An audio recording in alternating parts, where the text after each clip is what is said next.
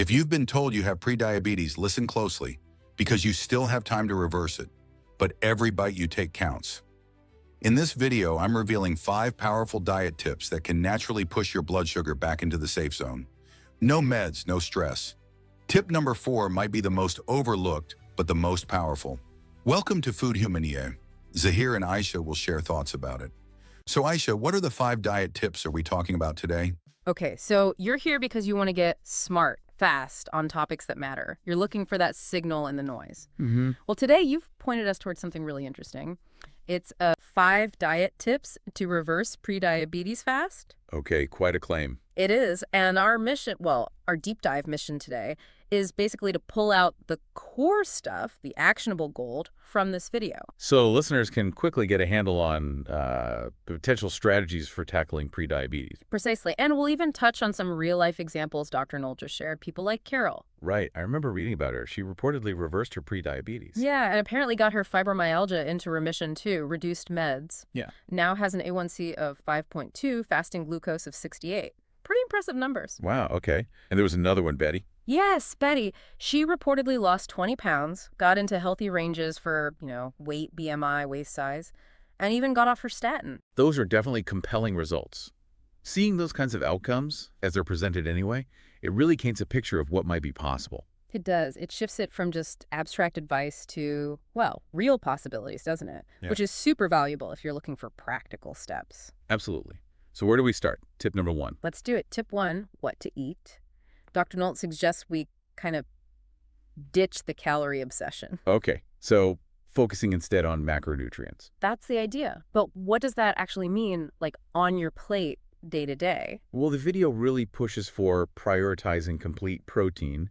It would suggest a starting point, 1.5 grams of protein per kilogram of body weight daily. Okay, 1.5 grams per kilo. Let's translate that. Someone who's, say, 200 pounds. Right, for a 200-pound person, that's roughly 136 grams of protein a day. That sounds like quite a lot. It can seem like it. So the video gives a more, maybe, manageable starting goal. Aim for about 30 grams of protein per meal. Ah, okay. 30 grams per meal. Yeah. That feels more doable. Yeah. And the thinking is protein is foundational for, stable blood sugar and satiety. Helps you feel fuller longer, maybe avoid those energy dips. Right, reframes it nicely. Okay, what about fats? Always confusing. What's the take here? The video tries to draw a pretty clear line. Yeah. Good fats versus ones to maybe limit. So the good ones. Omega-3s, salmon, tuna. Omega-9s, things like olives, avocados, their oils. Also, unprocessed omega-6s, like from nuts and seeds, they're butters. Okay. And interestingly, it includes saturated fat from healthy sources, grass-fed beef, eggs, whole-fat dairy. Really? Saturated fat? Yeah, the reasoning given is that it can actually help raise your HDL, the good cholesterol. It's about the quality of the source, it seems. Quality, not just quantity. I got it. So, flip side, what fats should we be more wary of? The ones to really watch, according to the video, are those processed seed and vegetable oils. Like? Canola, corn, cottonseed, soybean, sunflower, safflower, grapeseed, rice bran, that whole group. They're in a lot of stuff. They really are. Even things like salad dressings you might think are okay. The concern highlighted is they're high in PUFAs, polyunsaturated fatty acids. And why is that bad? Well, the idea is that in excess, these can be more prone to oxidation in the body. And that could contribute to inflammation, maybe even insulin resistance, by sort of encouraging toxin buildup, like internal disruptors. Huh. Gives you a new perspective on those supermarket aisles, doesn't it? Okay, carbs. Another minefield. What does choosing carbs wisely mean here? The emphasis is on carbs that are high in fiber, low in starch and sugar. So lots of veggies. Definitely. Non-starchy ones are the stars. Broccoli, cauliflower, greens, cucumbers, peppers, zucchini, all that good stuff. And fruits. Focus on low glycemic options. Think blackberries, raspberries, strawberries. Avocado, coconut, olives are in there too. Technically fruits. Right. What about things like rice or beans? The video suggests smaller portions of grains and legumes. Brown rice, quinoa, beans, lentils can be okay. But crucially, it matters when you eat them in the meal.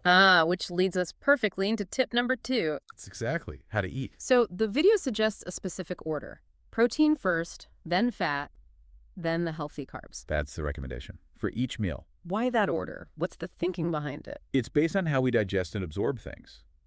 Protein and fat generally have a a gentler impact on blood sugar compared to carbs. Okay. So starting with protein and fat can kind of slow down how quickly the glucose from the carbs hits your system later. Like a buffer to prevent those big spikes after eating. Exactly. Sort of blunts the spike. Makes sense. And there was a little bonus tip in there, too, about apple cider vinegar. Yes. The video mentions having 1 or 2 tablespoons of ACV, maybe 30 minutes before a meal. 30 minutes before, especially the main meal. Yeah. It suggests this might help lower the post-meal blood glucose response. There's some research hinting that the acetic acid in vinegar could influence insulin sensitivity and glucose metabolism. Interesting stuff. Okay, moving on. Tip 3. When we eat, this gets into time-restricted eating, right? The recommendation is aiming for at least a 12-hour daily fast. Like 7 p.m. to 7 a.m., that kind of window. Exactly. That's the example given. The main idea is to give your body a good long break without food coming in. And the benefit is? It allows insulin levels to drop naturally. Over time, this could lead to better insulin sensitivity, kind of like a metabolic reset each day. How do you figure out the best window for you, though? Well, the video gives a practical tip. Think about your desired bedtime. Then try to finish eating about 3 hours before that. Okay, so if I want to sleep by 10 p.m.? Then wrap up eating by 7 p.m. The thinking is our insulin sensitivity might decrease a bit in the evening. So eating carbs late might mean they're more likely stored as fat.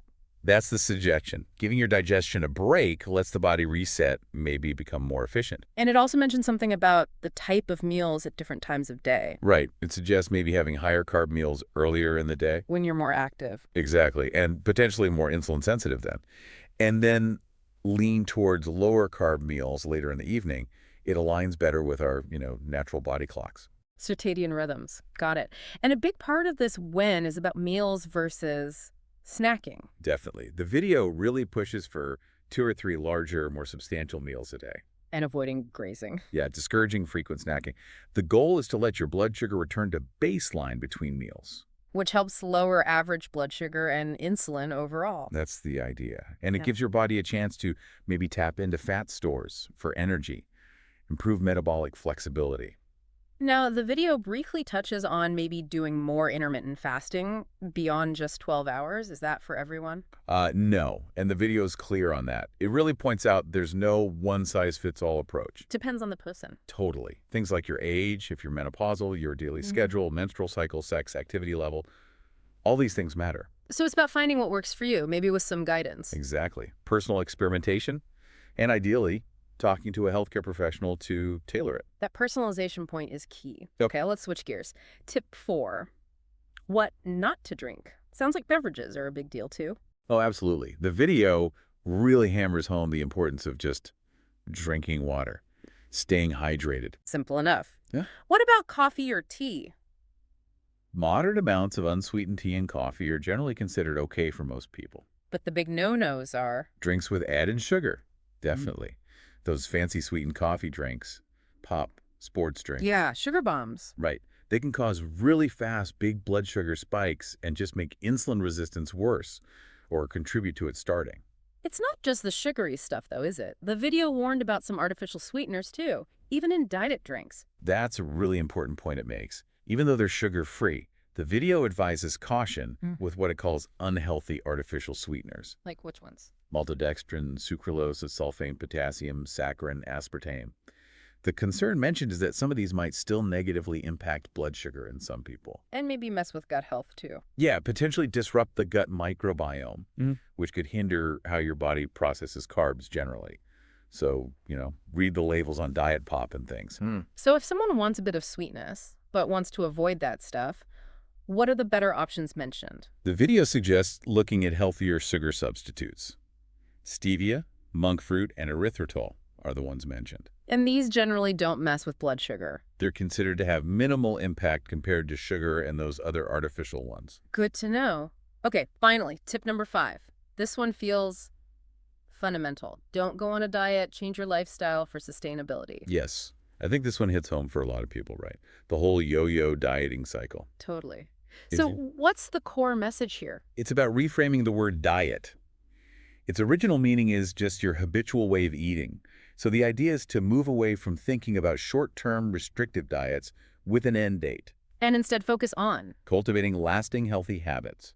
Finding an approach to food that actually nourishes you, feels good, and you can realistically stick with long term, making it sustainable. And this loops back to Carol and Betty, doesn't it? It does. The video holds them up as examples of people who reportedly saw big changes by being consistent, making healthy choices, breaking old habits, and really committing to a healthy lifestyle overall. Not just chasing a quick fix. Exactly. It highlights the power of that long-term view for well-being.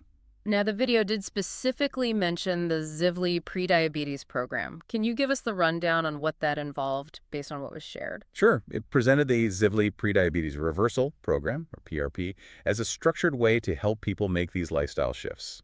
It mentioned a time frame, potentially 12 weeks or less. Okay. And there was specific enrollment info in the video? Yes. For that time back in 2022, it mentioned a specific enrollment period ending April 13th, starting April 18th, for just 10 people. Right. What did the program actually include, according to the video? Quite a bit, actually. Step-by-step guidance, a personalized approach, thorough education based on evidence. Coaching, too. Yes, personalized coaching for habit change, plus lifetime access to the Zivley course. What did the course cover? Modules on things like follow-through, fuel, fasting, sleep, stress, movement, and advanced masterclasses, too. Masterclasses on what? Things like healthy habits, reducing insulin resistance, managing carb cravings, emotional eating, weight loss plateaus, long-term maintenance, and a new one on mindset. Wow, comprehensive. Was there ongoing support? Mm-hmm. The video mentioned one-on-one coaching sessions, live group Q&As, and weekly office hours for support. Sounds like a lot of resources. Did the video have a call to action for people watching back then? It did. It pointed people to the website, www.zivley.com, for more info or to join, or to email support@zivley.com to get on a wait list if enrollment was closed. And an offer for a call. Yeah, a free, no-obligation call to answer questions about the program. Okay, great. So let's pull this all together. A quick recap of those 5 key diet tips we've distilled from Dr. Nolte's video for potentially reversing prediabetes. Let's do it. 1, prioritize macronutrients. Focus on protein, healthy fats, high-fiber low-starch carbs. Limit those processed seed oils. Think about how you eat. Protein and fat before carbs. Maybe try that apple cider vinegar trick before main meals. Okay. 3. When you eat matters. Aim for at least a 12-hour daily fast. Time your meals strategically, maybe a higher carb earlier. And avoid constant snacking. 4. Beverages. Make water your main drink. Coffee, tea in moderation is okay if unsweetened. Definitely steer clear of sugary drinks and those less healthy artificial sweeteners. And the big one, number 5. Focus on sustainable lifestyle change, not a short-term diet. Find what feels good and works for you long-term. That's a fantastic summary. This has been a really useful deep dive into Dr. Nolte's advice. It's pretty amazing how much practical stuff was in that one video. Yeah, and what's really interesting is how they all connect. You know, they aren't just separate tips. They kind of build on each other for a more holistic approach. Absolutely. So for everyone listening, as you think about these 5 tips, maybe ask yourself, what's one small thing, one manageable change you could maybe start today, something that could nudge you towards better metabolic health? Or maybe, what else besides diet, sleep, stress, movement do you now realize might be playing a bigger role in your blood sugar than you thought? Exactly. Good questions to ponder on your own health journey. Thanks so much for tuning in for this deep dive.